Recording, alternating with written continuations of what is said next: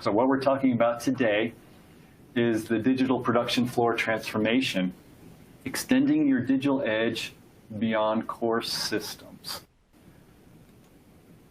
And at a high level, that's a lot of words in a title.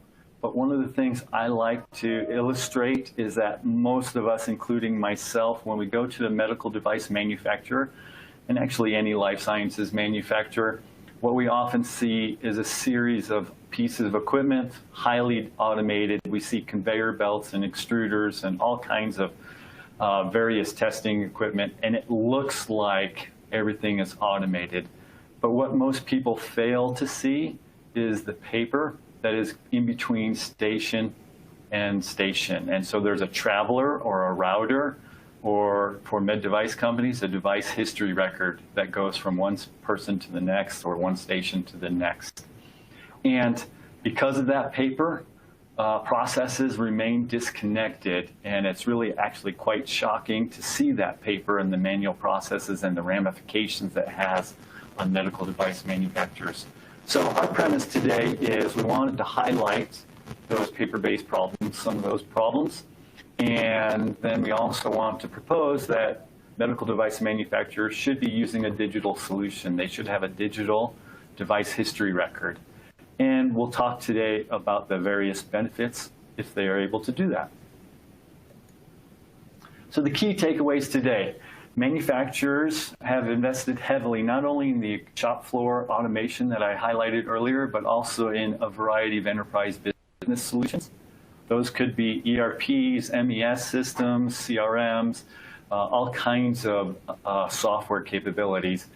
But to fully utilize those investments, we need to be able to connect the shop floor paper. We need to be able to connect the data on that to those systems. And so what do we have to do? We need to eliminate the paper. And then by doing so, we will be able to connect the data and the disparate systems, as well as the departments. And ultimately, we extend the digitization all the way to the shop floor. So just a little bit about myself, and then I'll have Katie tell us a little bit about herself. I've been in industry, the software industry, for 30 years, and I started my career at IBM, being a consultant on the road for about 5 years. I moved from the really big IBM to a really small startup with 7 people. And then I shifted around to a couple of medium-sized companies before landing at MasterControl. My role has always been on the software side, focusing on product management. And I was almost 20 years ago, the first product manager for MasterControl. Today, my primary responsibilities are with manufacturing excellence, the solution that we'll be talking about, or at least the space that we'll be talking about today. And that's built on top of what we call the Product Lifecycle Excellence Platform, which is a broader platform than just the manufacturing solution. Enough about me. How about a little bit about Katie? Thanks, Brian. Good morning. So my name is Katie Farley. I'm currently a product manager at MasterControl, and I had a variety of experience in some different industries before coming to MasterControl. And since being at MasterControl, I've spent most of my time in the product group working on the manufacturing excellence solution that Brian referenced. I was able to be actively involved in the solution in the early adopter program before it was released. And since then, I spend a lot of my time collaborating with customers, understanding more about their process and the problems they're trying to solve, and helping translate those to our engineering team, which is putting the time into creating and enhancing the MasterControl platform. Great. Thanks, Katie. So a straightforward way of looking at our agenda today is there's 4 main sections. We're going to highlight the disadvantages of paper, talk about the advantages of going digital, and then we'll highlight the power in connecting the digital paper or the digitized device history record to the other systems. And then we'll share with you some quantifiable benefits that we've seen at customers. So first, to get started, we'd like to ask a question and have a little bit of audience participation. Please fill out the poll that says, are you using a paper-based traveler, router, batch record, device history record in your business? effectively are using paper that helps operators see what the work instructions are and then collect data and approvals throughout the process.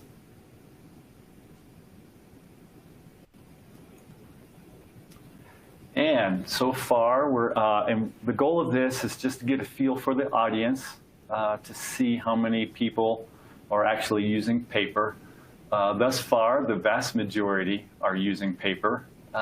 In my own experience in traveling around and visiting companies, prospects, and customers, I say that 99% of the companies I visit are still using paper for their device history records or electronic batch records. The only ones that aren't, when I see it, are maybe larger companies or companies that have invested in this solution. But even in those instances, paper still exists because companies don't necessarily automate all lines. So even within a company that has automated some of their lines, paper still exists on many of their lines. So we do have a no response that just came in. So that means they have automated at least a portion of the line or one of the lines. So that's good. Some of this information today should be highly relevant to you. The next step is talking about the disadvantages of paper. And for those of you who are like me, have been in the computing industry for 30+ years, this sounds like an old topic. In the 80s and 90s, we were replacing paper back in the day with IBM PCs, et cetera. And so many of those same problems that we experienced over the last 30 years are the same problems that we see with paper-based device history records. There are some differences, though. One, we assume that the paper is no longer being used, so it's a little bit of a shock for people not familiar with the manufacturing industry.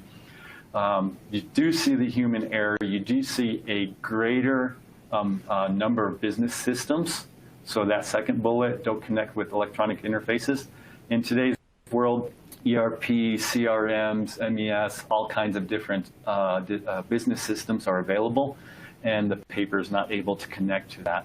And then the same old argument of lack of efficiency. While paper is flexible, the paper is not the most efficient way of streamlining your processes. One of the main differences that I see is, compared to the last 30 years, is the ability to take data. So whether you call it big data or machine learning or artificial intelligence, there are far more capabilities and tools available today than there were 30 years ago. And because we have paper-based device history records, that data is hidden on the paper, and we're not able to participate to create meaningful insights from that data. So I think that is one of the biggest challenges that we see as compared to what we've seen in the past. But a lot of the problems we still overlook. Like I mentioned in our introduction, we just overlook and we look at all the fancy automated equipment and we forget or lose sight of the problems with paper. So let's go ahead and level set and make sure we're all on the same page as to what the paper problems are. Great, thanks, Brian. So when we think about problems with paper, some everyday encounters come to mind that are common, such as what you're seeing in that screenshot on the right side there of the slide, which may look familiar to many of you. So questions like, is that a 6 or a 9? Is that handwriting legible? Are all the spaces filled out or unnamed? But these relatively small elements can be much more serious or add up to something much more serious and can result in things like unnecessary deviations or even more serious things like FDA warning letters. And a paper process can make product recalls and traceability much more difficult. And ultimately, this can put in jeopardy the getting the product to the customer. The use of paper results in a lot of issues that are difficult to control, and it becomes the responsibility of a limited number of people, often someone within the quality group, to attempt to enforce control and standards around entries in the DHR. Of course, missing information or sections left blank is not acceptable, but this can be pretty difficult to enforce when we're talking about tens of pages, and we've seen DHRs that can be hundreds of pages as well. Some really common errors we see are things like dates. Date calculations are tricky. The January transition coming into a new year, coming from 2019 to 2020, it's pretty common in January to accidentally put the wrong year. Another common issue is missing information and signatures. I've heard horror stories from customers of having the respective person whose information or signature is needed go on vacation for several weeks when the product needs to be released. And then, of course, with paper inherently comes pens and a variety of handwriting, which can be difficult to interpret. On the chart on the right side, that's a little bit small and difficult to read, are some error codes that are used to keep track of while reviewing paper records. And these are things like wrong calculation outputs, wrong dates, missing initials, missing comments, just to name a few. With a paper DHR and a separate training system, it's pretty difficult to ensure that everyone entering information in the DHR is up to date on their training requirements. And without the ability to be proactive in ensuring that everyone's trained, it's very time-consuming to have to take the reactive approach to do this check either before an audit or before a DHR is released to make sure that everyone entering the information actually had completed their training requirements. Additionally, it can be difficult to ensure that the correct SOP or work instructions are being used, as well as ensuring that it's actually the latest released revision that's being referenced on the line. Quality events like deviations are not uncommon, and that is just resulting in more paper on the line. And when they're not digitally connected, it can be difficult to connect these to future runs, and communication around things like planned deviations becomes just another headache to deal with. These issues, along with some of the ones that I've already mentioned and Brian mentioned as well, can result in friction between QA and manufacturing. Even though both quality and manufacturing, of course, have the same goal of getting quality product to market, some of the issues brought by paper can end up dividing these groups and negatively affect the product release. Once the production process is complete, the paper DHR, of course, needs to be reviewed and released by quality and manufacturing. And oftentimes, it's not until this moment when some of these issues come to light. The review of paperwork is a manual and time-consuming process, and many of the issues that we've brought up can delay the release of the product, not only because those issues actually need to be resolved, but also because there's often a lack of confidence by the quality group, and because they don't have the ability to enforce some of these needs, such as specific date formats or ensuring that every section is actually filled out. So regardless of if there are actually issues existing in the DHR or not, this review process can be quite time-consuming. And as stated, this is going to result in resources being tied up in paperwork. This means that quality doesn't have the opportunity to focus on real quality, and that manufacturing can be spending their time helping to address some of these issues, sometimes pulling people off the floor to help make corrections.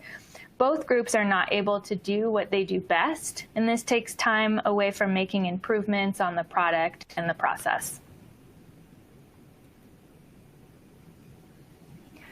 Regardless of if you have a DHR that's 10 pages or hundreds of pages, this valuable data is still on paper. And regardless of the business decisions that could be made to make improvements, the tracking and trending is still difficult without massive amounts of effort.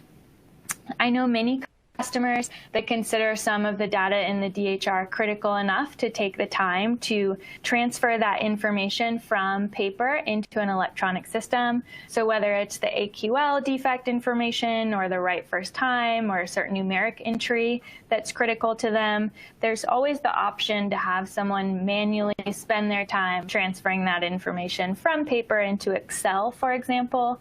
But there's several issues with that. Not only do you have the time spent doing so, but you also have the extra opportunity for error when transferring that information from a paper system into an electronic system manually.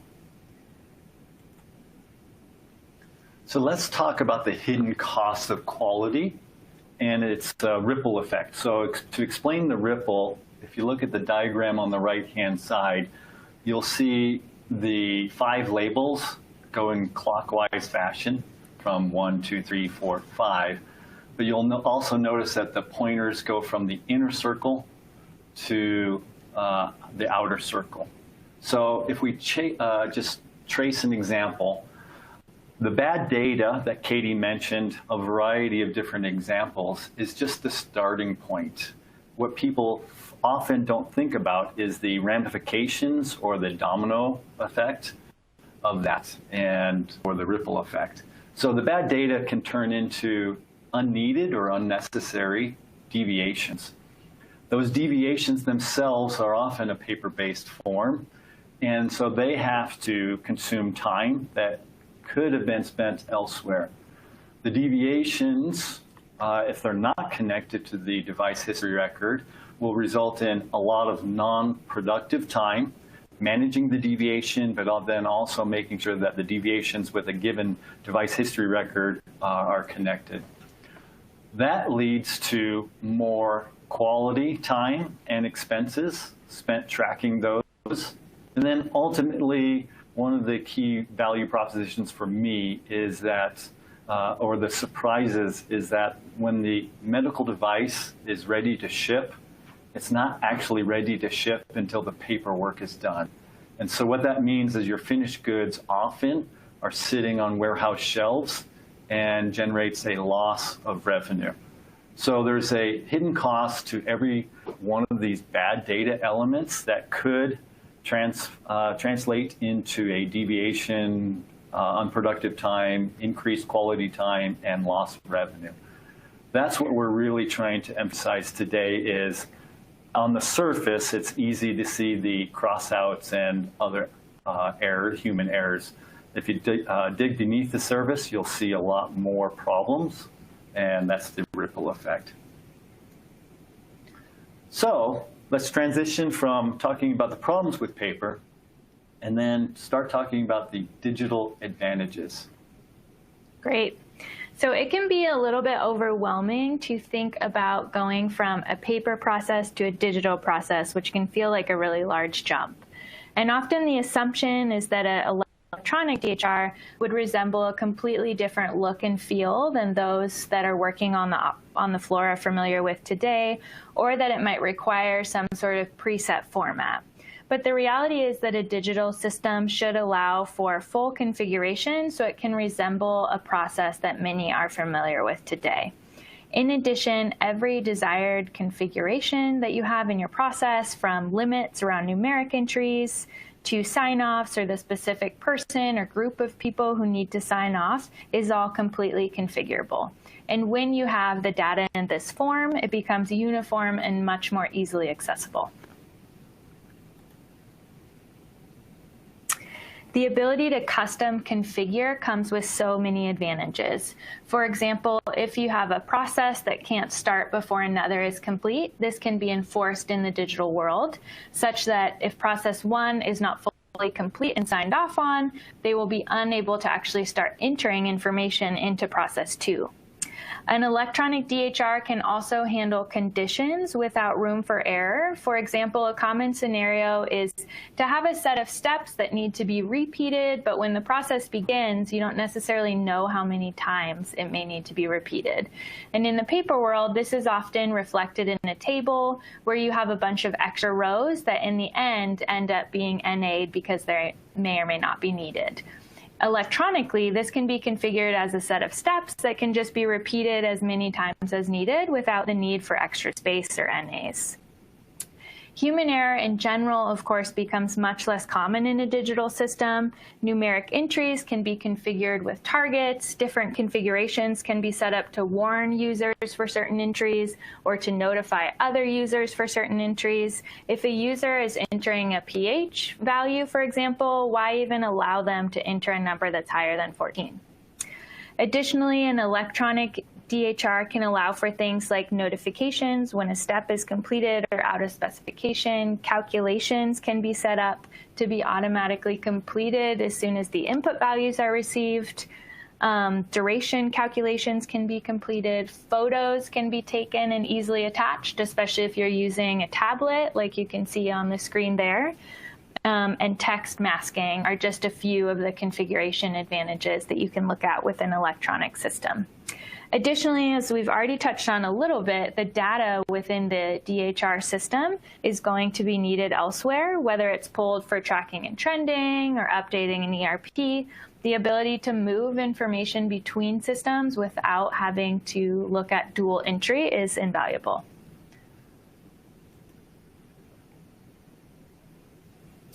Electronic DHR can automatically capture Part 11 compliant electronic signatures, along with automated date and timestamp when that entry is actually taking place. The need for required fields will be automatically taken care of. And with this, the eDHR system will offer full traceability and auditing of all entries, as well as any changes and corrections that are made to these entries.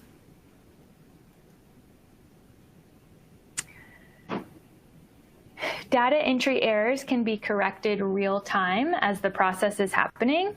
And on the topic of real time, any needed signature for a correction or comment or any other action can take place anywhere at any time. To see the current status of the DHR, to review entries, to check a location that you might be interested in where you often see errors or issues occur, you're able to do so anywhere. There's no need to leave your office, for example, just to check the status of the DHR or to see where the process is at that moment.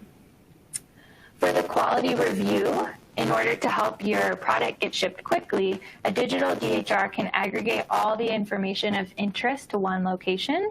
And what you see on the left side here is an example of what that could look like. So this is showing information from the DHR, things such as steps corrected, quality event form launches, any photos that have been attached, numeric limits exceeded, and more. So this means ultimately there's no need to sift through every page of the DHR. Additionally, those things that can be automated, such as date entries, training checks, these are eliminated from the need to review and can result in this time being substantially reduced. Okay, so the next question, for those that answered no earlier of having digitized your production record or your DHR, if you could tell us the main reason why you haven't digitized your DHR yet. So the options are cost is too high, project would take too long, lack of executive support or don't have executive support, or didn't know a solution existed. Which of those four options would resonate the most with why you have not made this move yet? And while we take a moment to answer those, that last section was titled Digital Advantages. I could also envision having a title called The Power of the Computer, leveraging the power of the computer, whether it's a tablet, your phone, or the desktop computer. Those are things that I think we all take for granted, but when we take a step back, it's not something that we've enabled our operators with on the shop floor.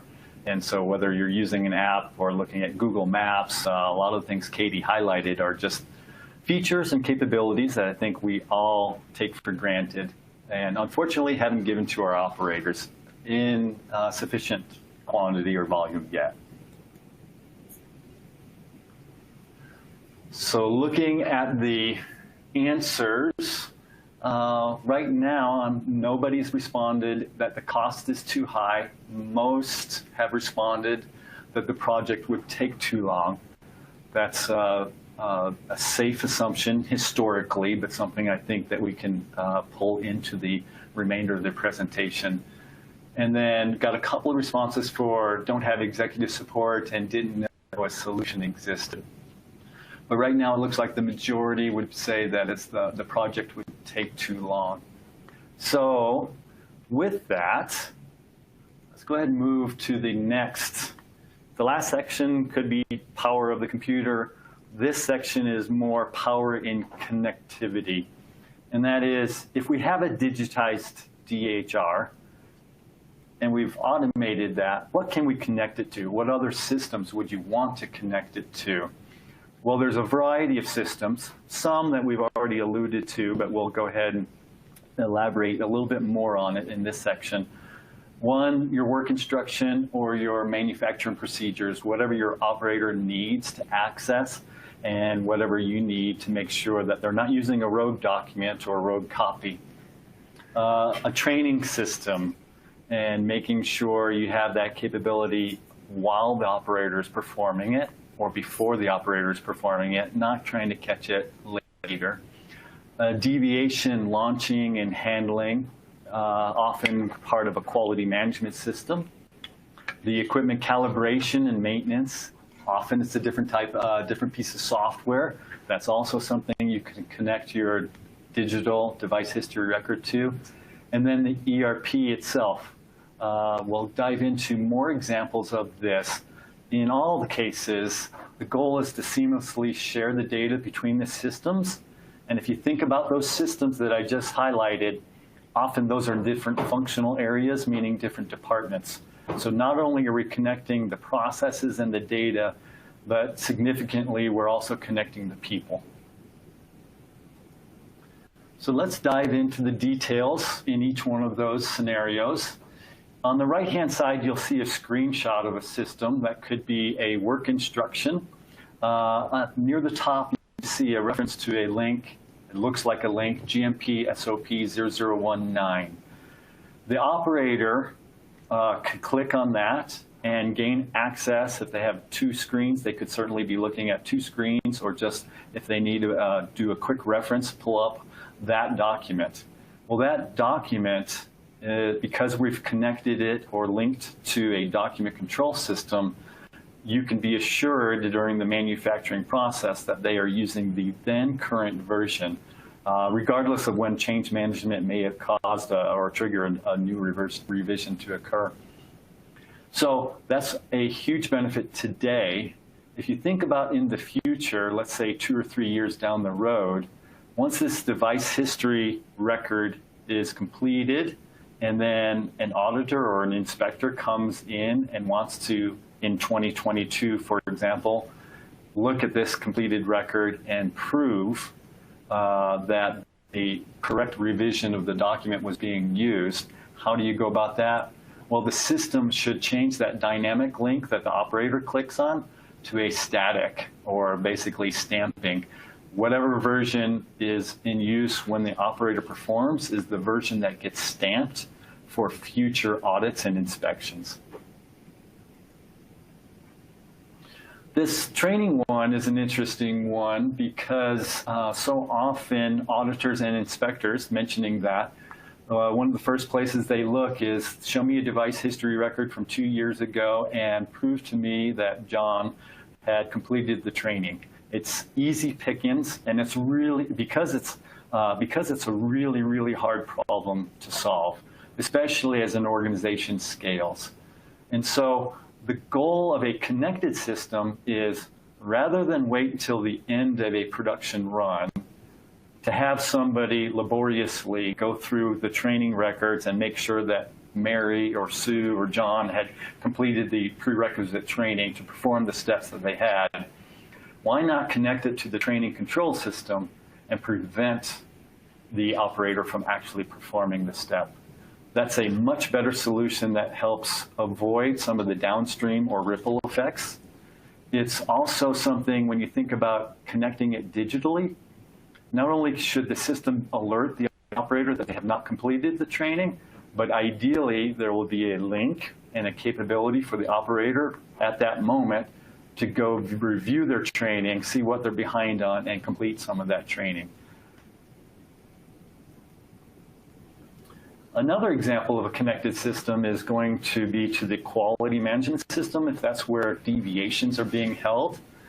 The screenshot on the right shows an operator screen, and then maybe a supervisor or somebody else has come in and wants to or needs to launch a deviation.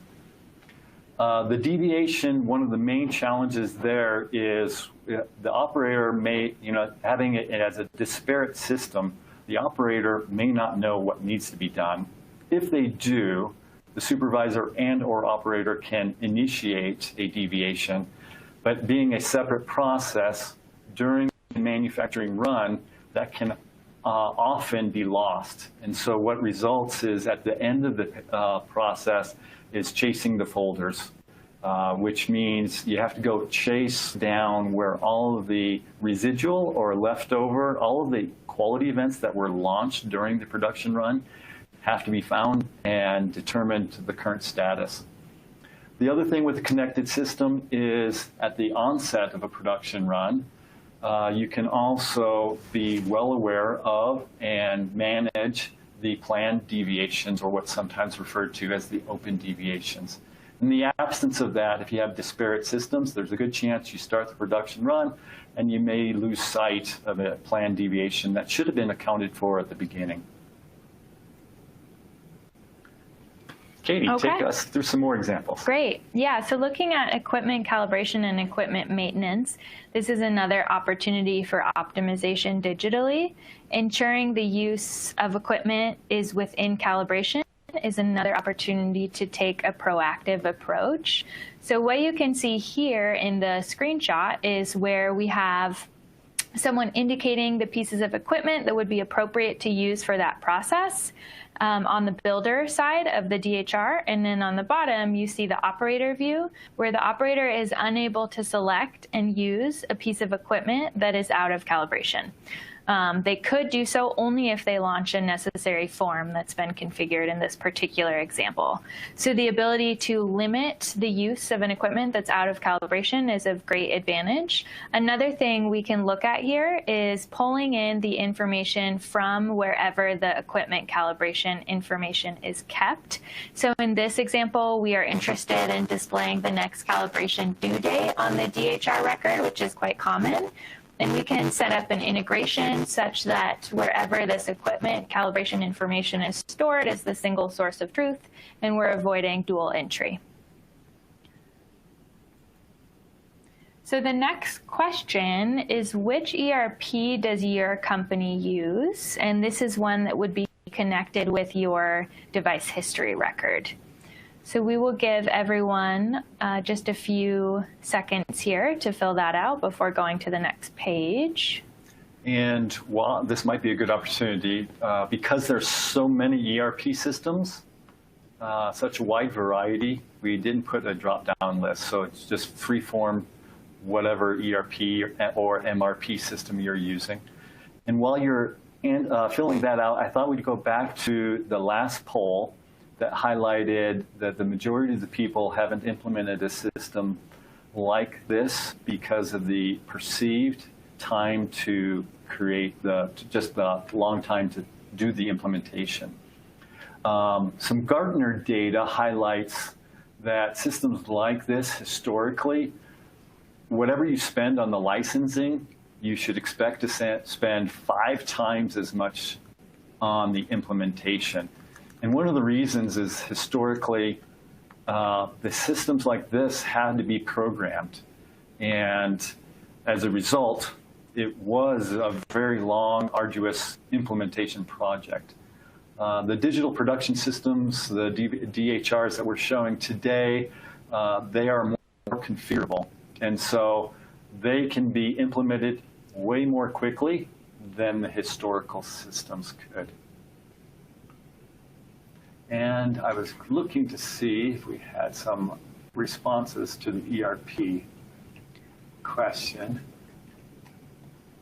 And I don't see any responses yet, but I don't know if that's a problem on our system or a user error. So why don't we go ahead and continue? That sounds good. Yeah, we'll review those later. I think if we could see the results, we would probably see a wide variety of ERP systems.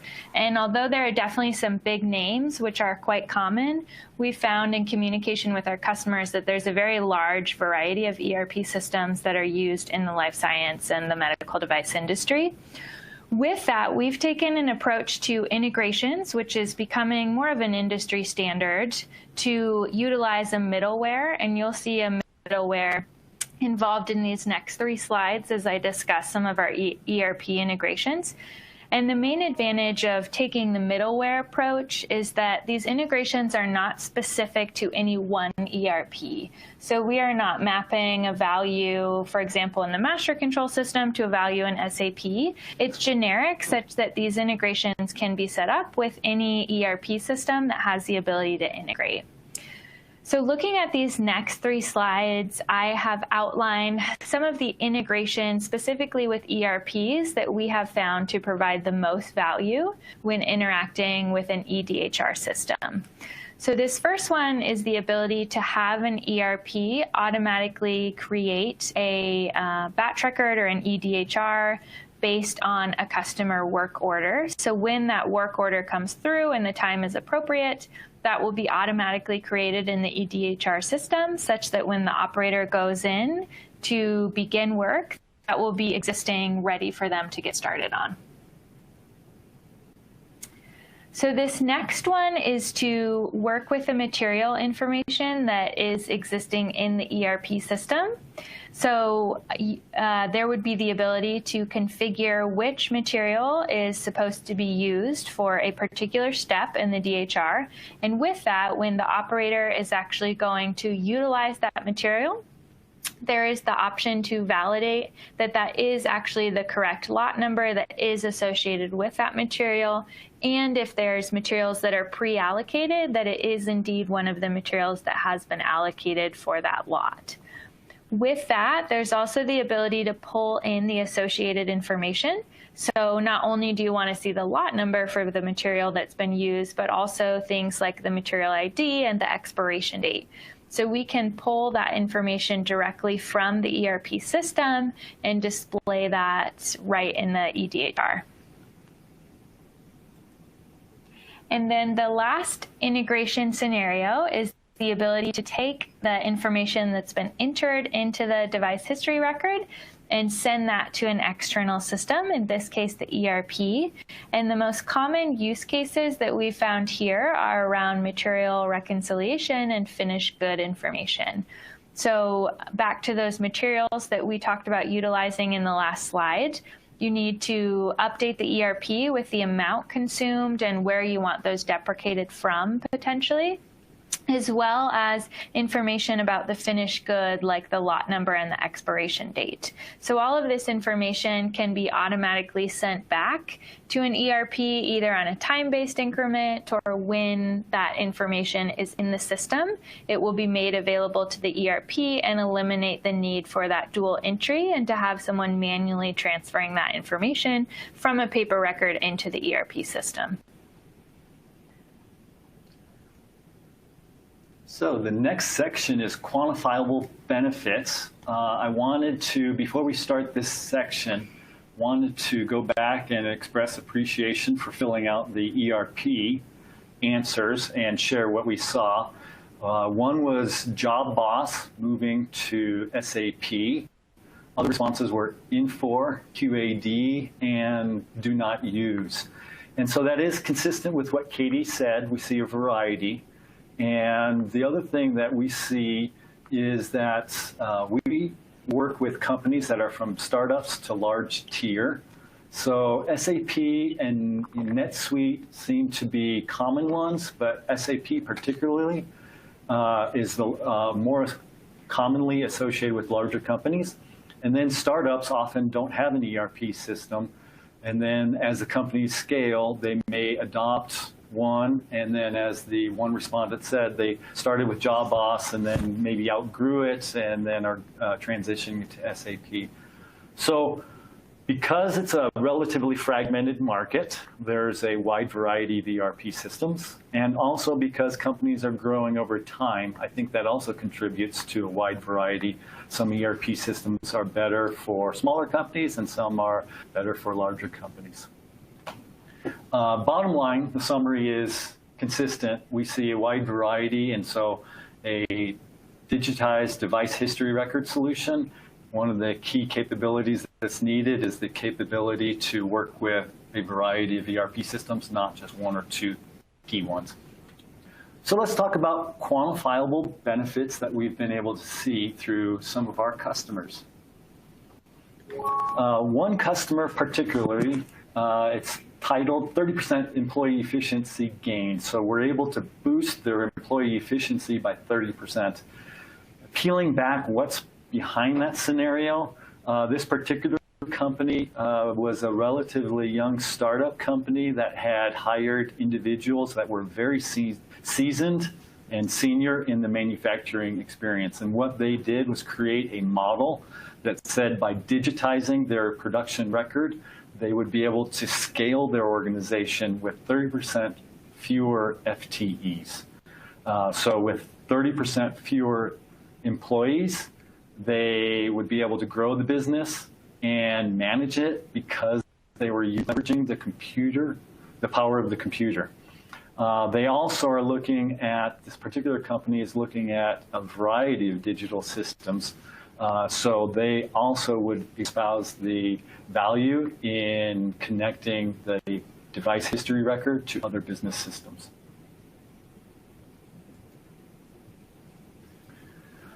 A different company, this one ties into the data integrity and the error codes that happen associated with paper-based problems and just human errors. So this particular company measured their before and after. If you remember the chart earlier in the slide presentation that was a little small, that was their error code tracking prior to implementing a digital production record system. That chart essentially went to zeros because the error codes were no longer being needed, the errors were not happening, whether it was illegible reading or out of spec entries or whatever the case was. The end result was a 90% reduction in shop floor data input errors. And if you remember the earlier slide, these are just the beginning of the errors, right? The errors, there's a ripple effect. So looking at the next one, the ripple effect of data integrity problems leads to many other problems, including deviations. So a separate customer is experiencing 25% fewer total deviations because the errors are not being encountered early in the process. And a certain percentage of those deviations also results in CAPAs. So by decreasing the total number of errors and human errors, this customer is also reducing the deviations and the resulting CAPAs. And then finally, Katie showed a slide that showed review by exception, which was an FDA guidance. By enabling and digitizing the front-end processes and eliminating the training or preventing training from an operator from performing their operation or instruction without having the training, and preventing the operator from using the equipment that wasn't calibrated, and preventing the human errors, it reduces the total number of things that have to be checked at the end of the process. So FDA guideline says review by exception. Just review only those things that went wrong, not review the hundreds of pages looking for things that went wrong. One specific customer, their review time was on average 2 weeks. After implementing the digital system, that was reduced to under an hour and often is 30 minutes. So that's a huge impact on their working capital, because instead of having their finished goods waiting in the warehouse to actually be shipped, they can ship way sooner than they could prior. And so that's working capital that they could apply to whatever they choose to strategically. Maybe it's another line, maybe it's more profit, but it's a choice they can make. Okay, so the key takeaways from today's session, would like to just review those one more time, just in summary format. And that is, the paper-based process is inherent in generating and creating more human errors than needed.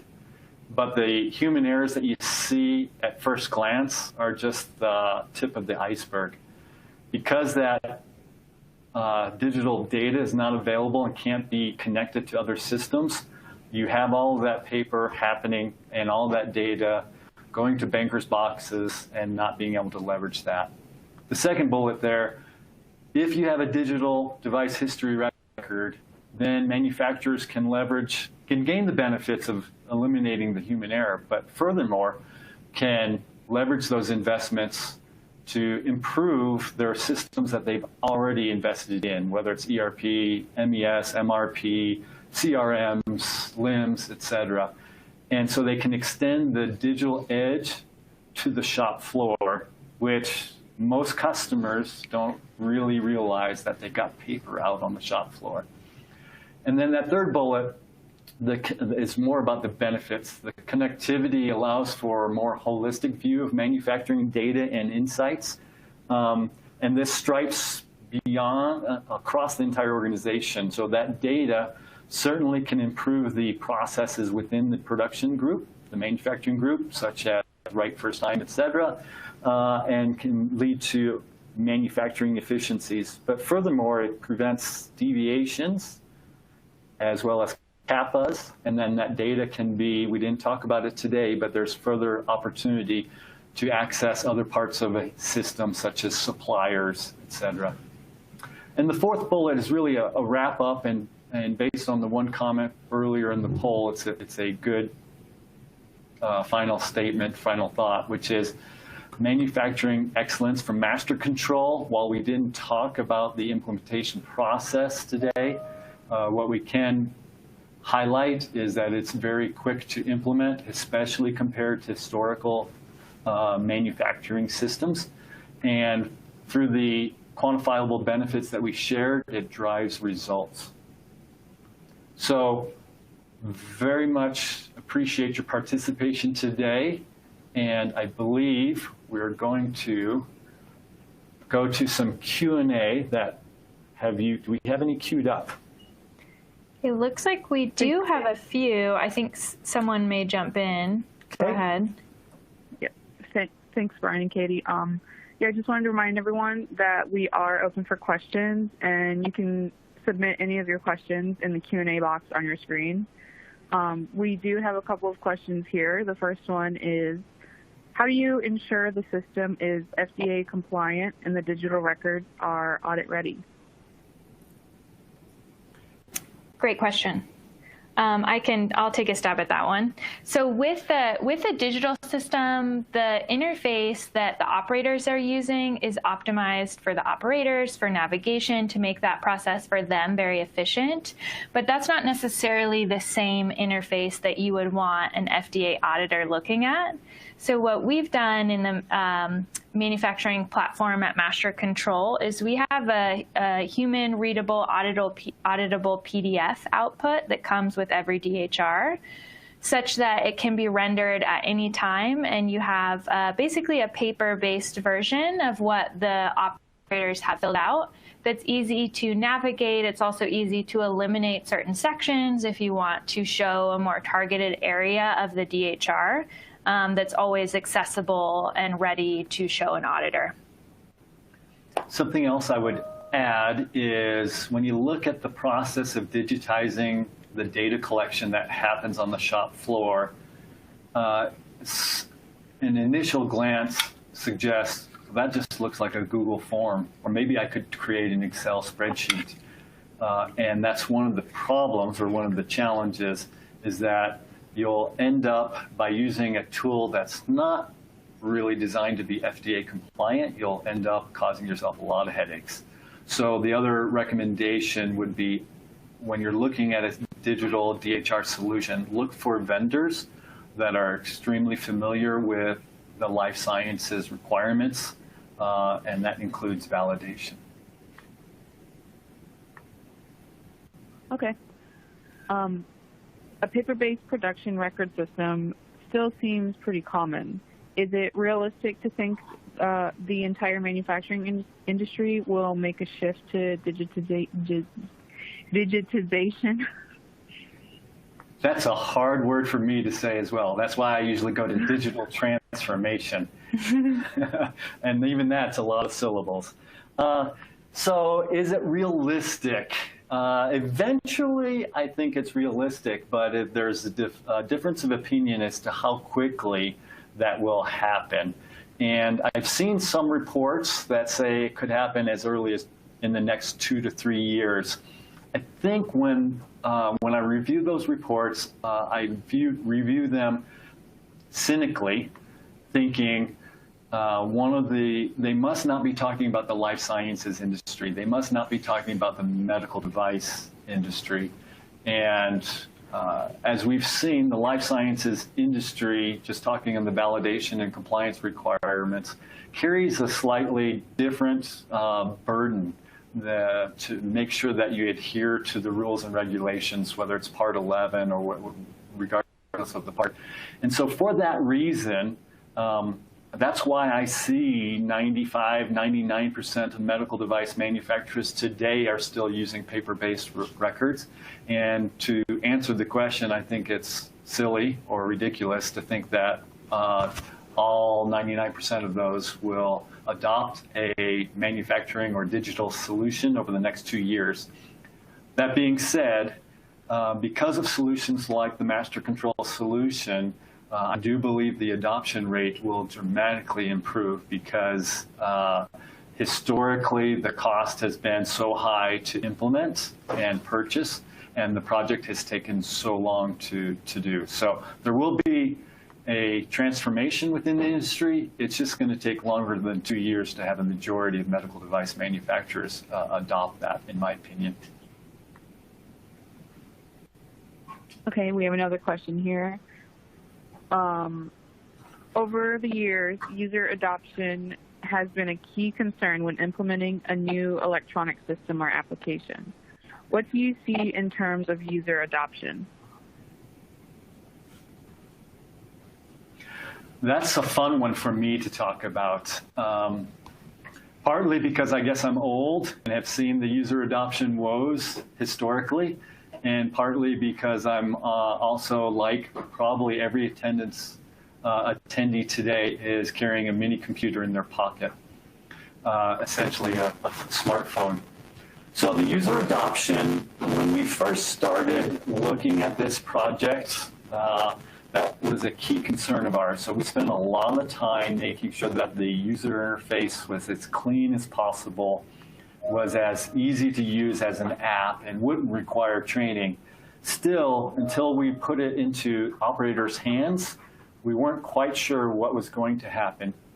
What we've seen is the reticence or reluctance, the worry that was, would users adopt this, would operators adopt this?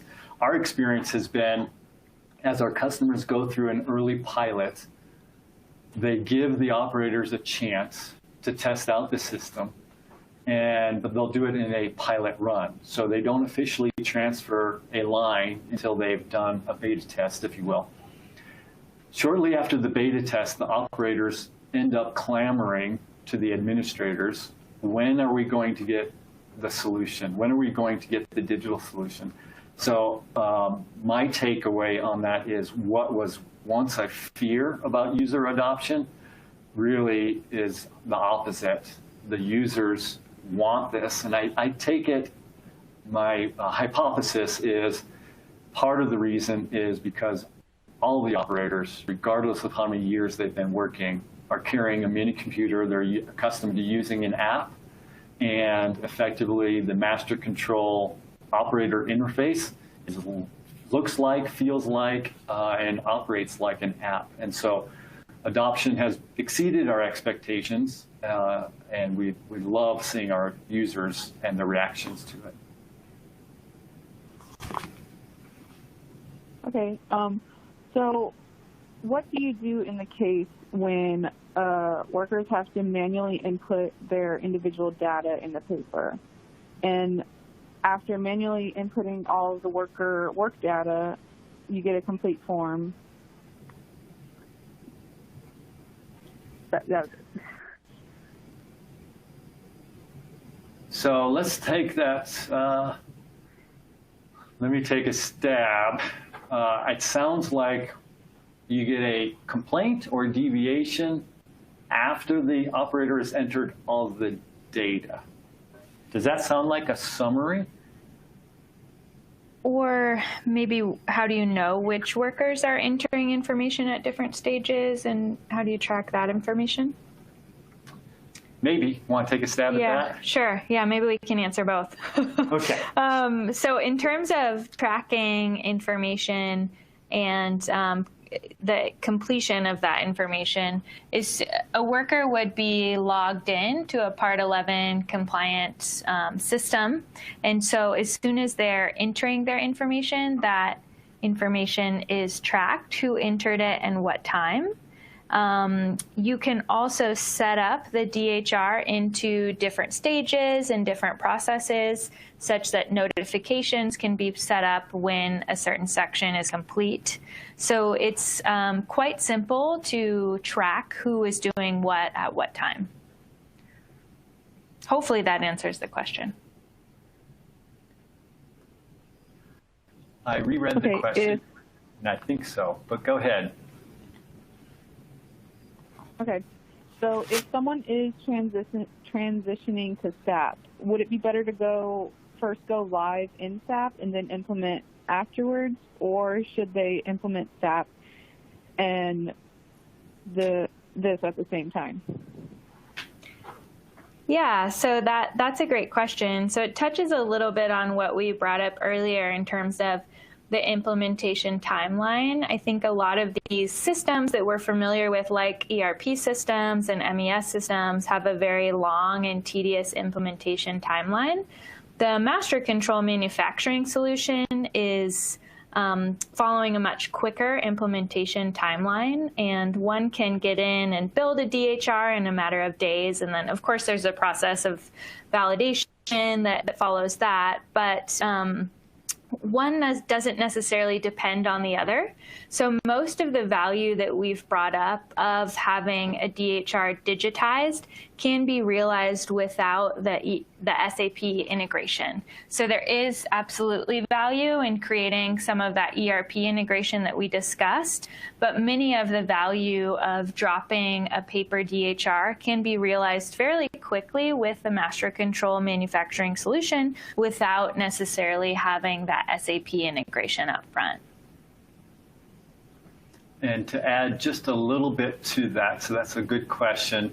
It comes down to your business and priorities.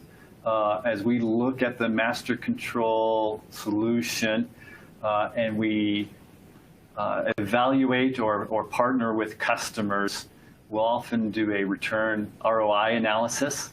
And that ROI analysis sometimes comes in surprisingly fast, as in 6 months, 9 months.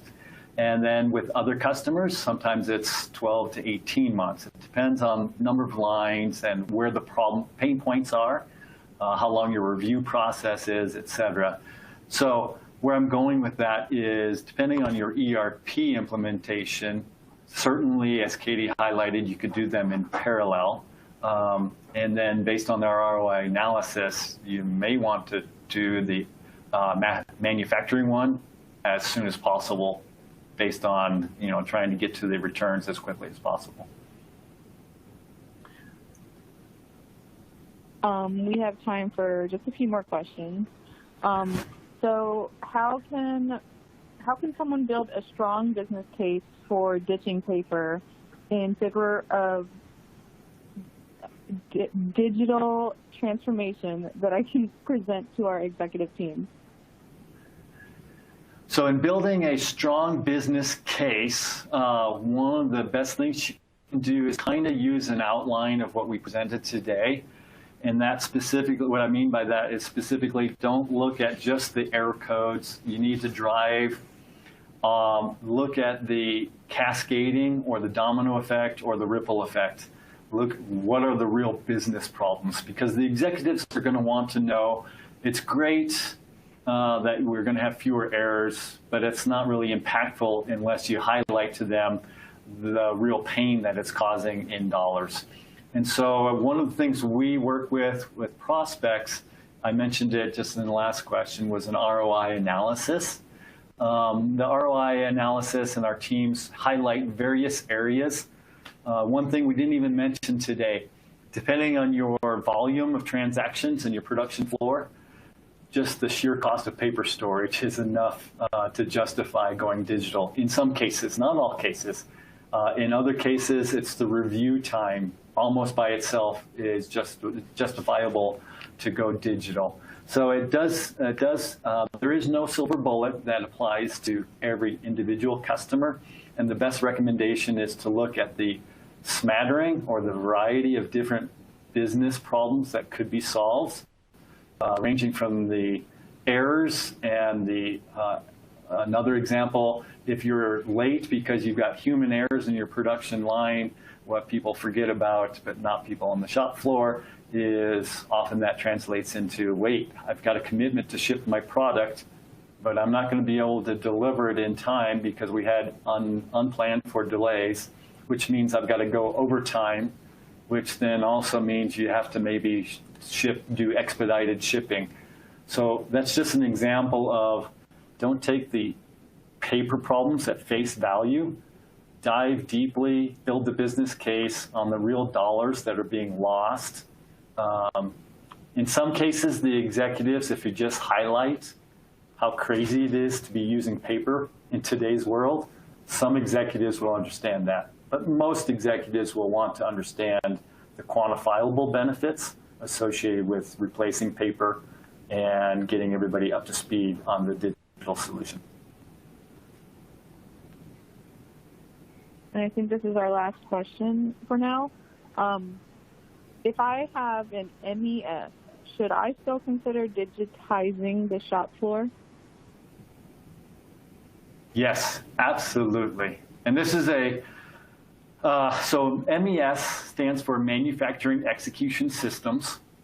And there's an assumption often that a company will pick a manufacturing execution system. I like to think of the M as being standing for multiple. So there can be multiple execution systems. And what we see in industry is some of our customers and prospects have an MES and they still need what MasterControl provides because they've not fully digitized the shop floor. So some customers have an MES and still need to digitize the paper. Other customers, they have 10 different sites and multiple sites, multiple lines within each site, and maybe they've implemented an MES on one of those, but the other 9 sites don't have any level of automation. So if you have an MES, then definitely I believe there is room to investigate. And the 2 things I would investigate are all lines automated?